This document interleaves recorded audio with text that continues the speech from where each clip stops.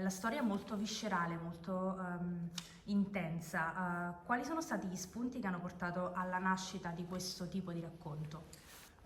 So the starting point was walking in the Lake District in the mountains and thinking about how such a beautiful landscape and how we don't utilize it in cinema in the UK. And as I was walking there, this shepherd emerged over the ridge of a mountain, and he felt like this incredible singular character. And at that time, I was very interested in sort of wrestling with biblical parables and trying to sort of pull them apart and think about my own relationship with religion and how that kind of feels different than my spirituality, which feels much more alive when I'm in nature and in those kind of landscapes. So it was thinking about the parable of the Good Shepherd and what would happen if, when he's going to rescue this lost soul, someone came and massacred his flock.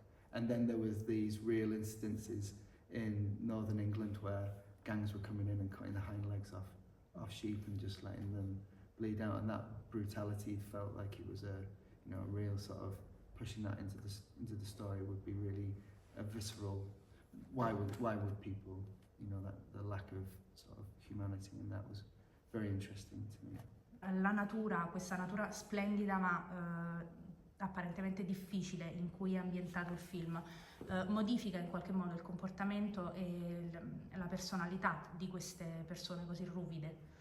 I think so, and I think there's I think there's a strange disconnect because we, as human beings, we've spent centuries living in the land and having a very close relationship with nature and how we feed ourselves and how we shelter, and now we kind of put concrete over it and we build things, and we're sort of hiding.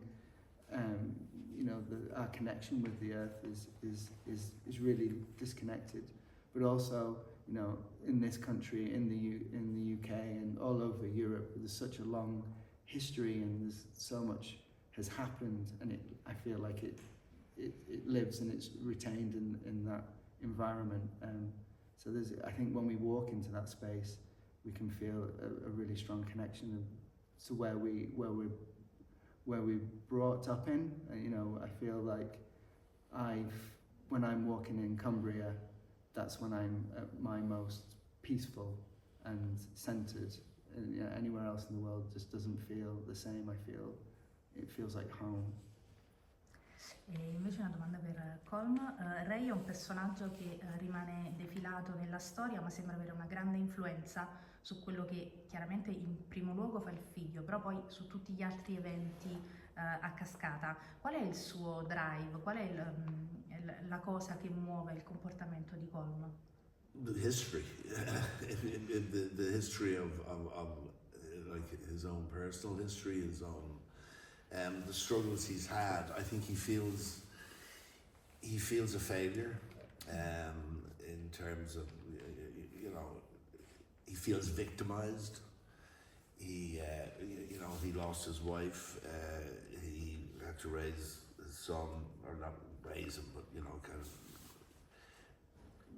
He was already a young man, but the lack of the mother is definitely felt there. And I think also his failures to, like, initially he was, it was very clear, maybe it was an earlier edition of the script, but Ray wanted to acquire that farm that is now, that Jack now lives on. Ray wanted to buy that farm and failed, and then this guy gets it, and then it becomes a competitive thing. And then the girlfriend of his son marries into that, and it's like he's surrounded by these frustrations, and that builds and builds, and I think we never discussed this actually, but I'm not sure when he said, "Bring me his head," Tola McKell, I don't think he really needs that. No, I don't. Literally, good. No. Thank you. But is this Never no? Yeah. But that is that frustrates the sort Yeah, of thing. exactly. Like, Yeah. And so you know when Chris brings me there, I mean I'm shocked by that. You know, it's like Me too. yeah, right. It was very. Yeah, I mean, I think he's driven by so many things. You know, it's a wonderful, complex character in that way. Thank you very much. You're very welcome.